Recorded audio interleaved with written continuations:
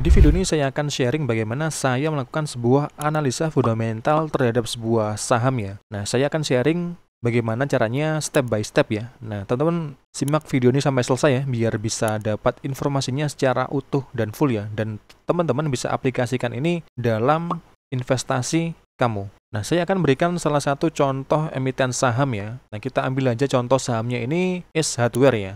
Mungkin kamu pernah beli atau pernah masuk ke salah satu gerainya Ace Hardware ya, atau kamu belum pernah dengar sama sekali tentang Ace Hardware. Nah, kita akan coba bedah bagaimana cara saya melakukan analisa fundamental dari awal ya.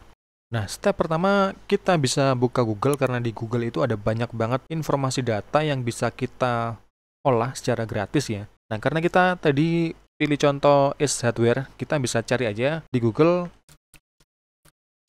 Nah, kita bisa cari di Google, ketik aja Ace Hardware Investor Relation ya. Nah, kita bisa masuk ke halaman investornya Ace Hardware ya. Nah, semua emiten saham itu di websitenya pasti ada Investor Relation ya. Nah, kita udah masuk di halaman Investor Relationnya dari Ace Hardware ya. Step pertama kita bisa download data, itu namanya Annual Report ya. Ini adalah data yang dilaporkan oleh suatu perusahaan ini setahun sekali ya. Dari setahun ini dia itu ngelakuin bisnis apa aja, dapat pendapatan dari mana, udah ada berapa gerai, di kota mana aja, itu semua datanya ada di sini. Kita download yang paling terbaru ya. Kita download. Kita itu mestinya harus ini ya, baca juga tahun sebelumnya juga. Ini bisa kita baca dari tahun-tahun sebelumnya. Lalu kita bandingkan dengan tahun sekarang. Apakah program-program yang direncanain itu di tahun sebelumnya itu apakah terrealisasi di tahun sekarang. Nah, ini bisa kita ambil sebagai penilaian terhadap si manajemen dari perusahaan ya. Yang kedua itu ada namanya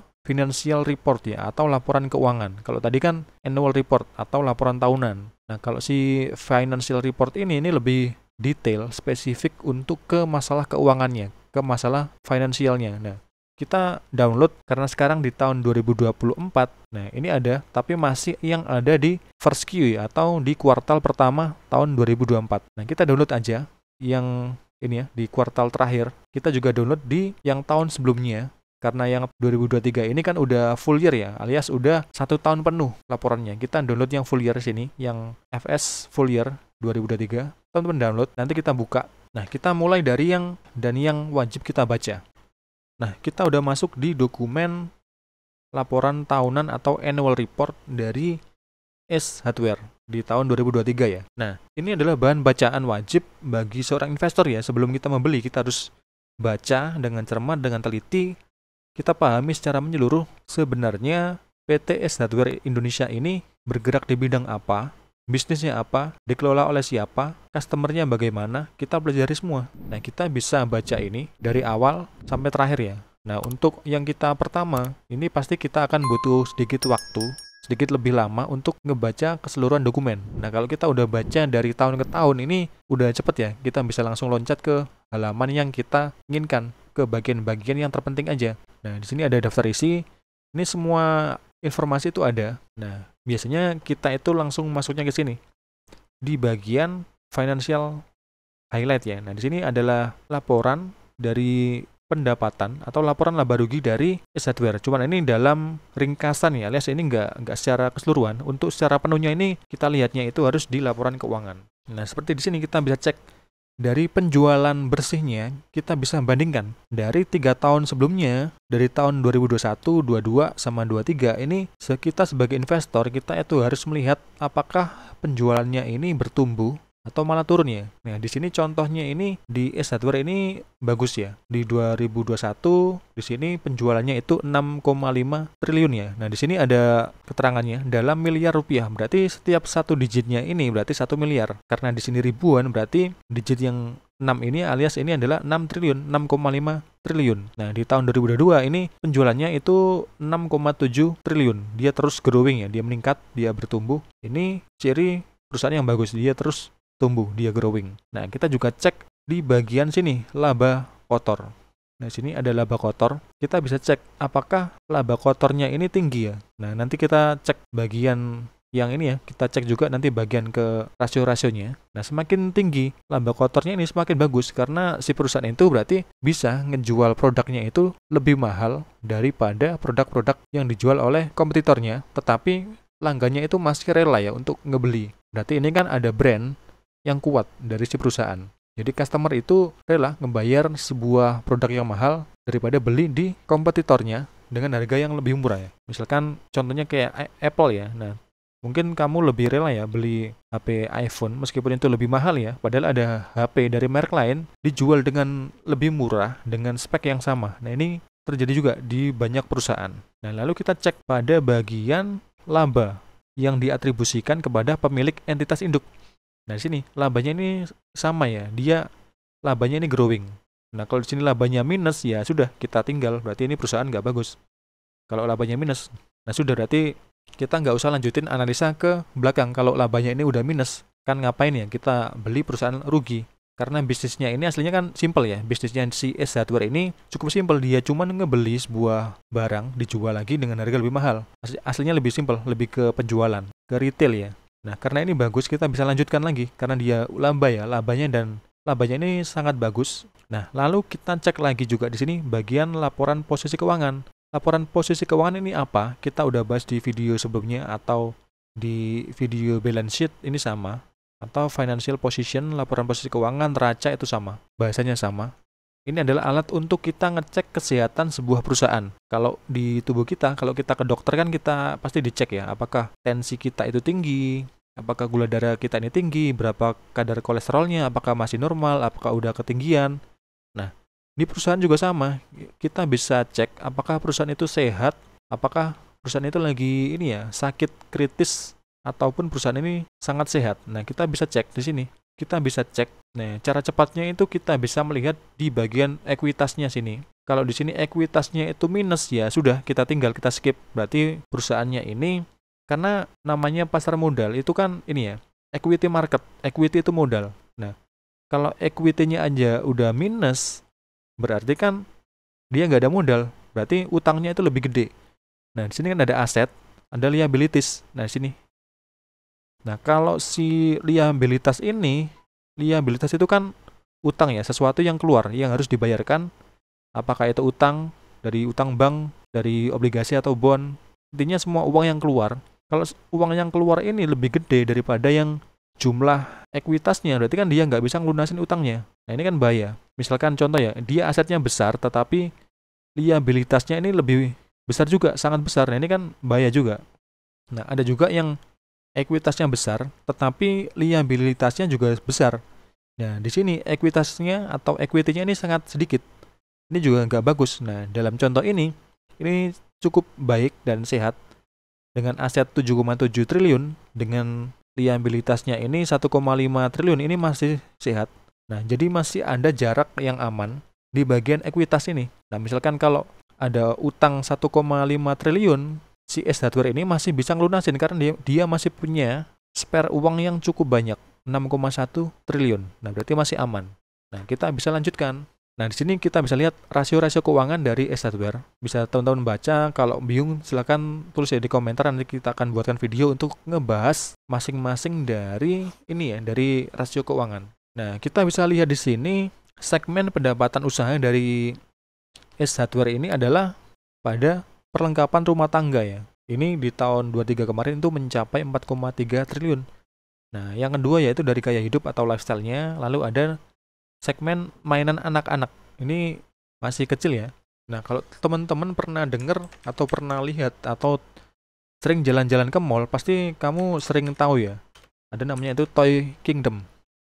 Nah, Toy Kingdom ini hampir ada di semua mall ya. Ada banyak mall. Kalau mungkin teman-teman pernah beli mainan di Toy Kingdom itu, ini ada di sini. Ini itu juga punyanya S Hardware. Nah, S Hardware sendiri itu juga punya marketplace yang melayani jual beli secara online ya. Itu namanya Rupa-Rupa. Nah, teman-teman bisa cek di sini, bandingkan kira-kira UI-nya bagaimana, harganya bagaimana. Teman-teman bisa cek bandingkan dengan merek-merek sebelah, karena S Hardware sendiri ini punya banyak pesaing ya. Ada pesaing-pesaing dari yang lokal-lokal brand, ada dari Mr. DIY, mungkin kamu pernah beli di situ juga. Itu salah satu pesaing, jadi teman-teman bisa pertimbangkan kira-kira lebih kuat mana brandnya antara Ace Hardware. Ada dari Mr. DIY atau Informa. Kalau Informa itu masih satu lini atau alias masih satu induk perusahaan ya. Ini sama-sama dimiliki oleh PT Kawan Lama. Jadi PT Kawan Lama itu punya perusahaan, ada Informa, yang satu adalah Ace Hardware. Dan di sini ada grafik-grafik ini yang pertumbuhannya kalau meningkat berarti ini masih perusahaan bagus, masih kita lanjutkan. Nah, harga saham ini nggak terlalu saya pedulikan. Ini ya kita cuma lihat aja. Nah, di sini ini yang penting kita baca, kita lihat persennya dari Ace Hardware, karena investasi saham itu kan kita mempercayakan uang kita kepada manajemen perusahaan ya. Nah, yang menjalankan sebuah company itu kan people ya, alias manusianya. Nah, jadi kita harus cek apakah orang yang ngejalanin perusahaan ini adalah orang-orang yang kompeten, orang-orang yang jujur.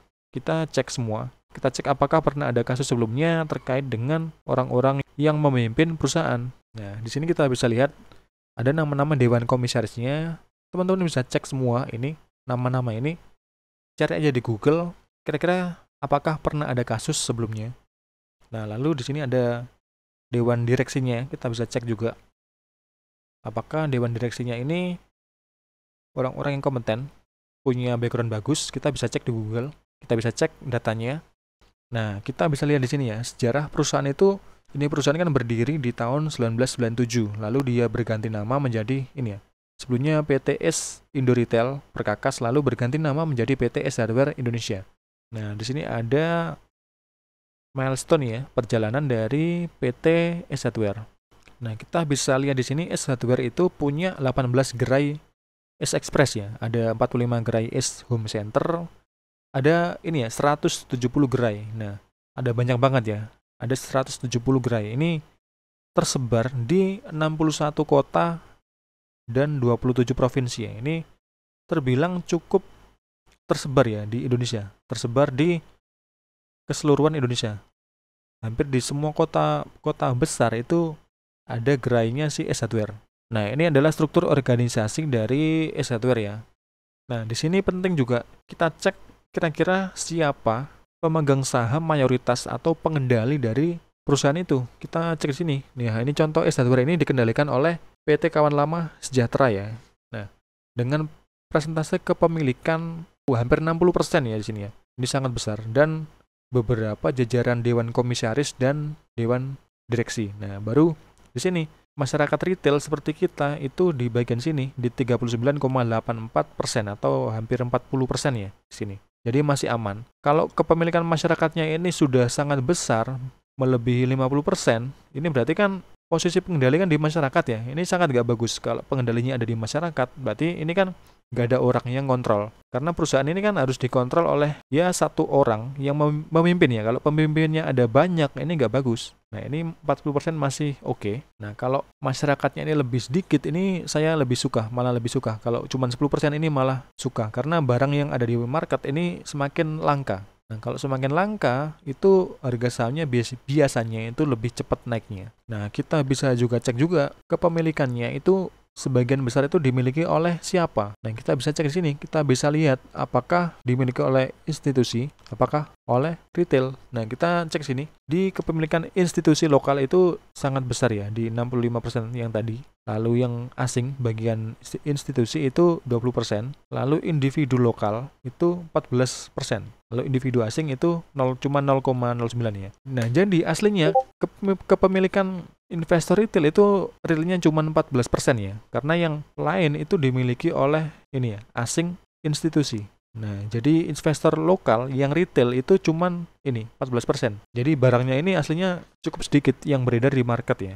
Nah, di sini tertulis pemegang saham utama dan pengendali itu ini ya, PT Kawan Lama ya. Tulis di sini, bisa teman-teman baca. Nah, lalu ada yang kita singgung tadi, ada Toy Kingdom. Toy Kingdom itu apa? Adalah toko mainan retail anak-anak ya. Sudah dari tahun 2010. Mungkin kalau anak-anak teman-teman ada yang pernah beli di sini, pernah mampir, mungkin coba tulis di kolom komentar ya, bagaimana pengalaman membeli sebuah mainan di Toy Kingdom. Nah, kita bisa cek semua data itu ada di sini.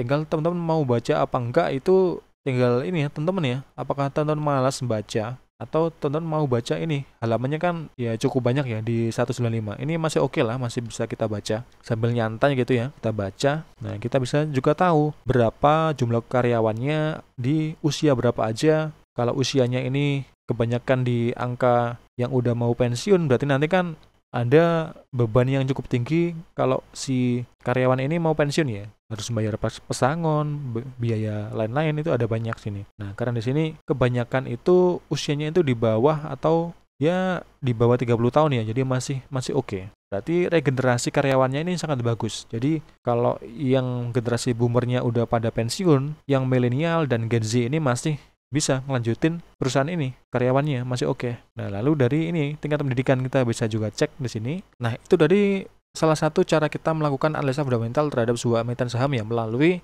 annual report ya, atau laporan tahunan. Nah, biar video ini nggak panjang, di next video kita akan bahas di bagian financial statement ya. Kita lanjutkan proses analisanya di part 2 ya. Oke, baik teman-teman, terima kasih telah menonton. Sampai jumpa di part 2 ya.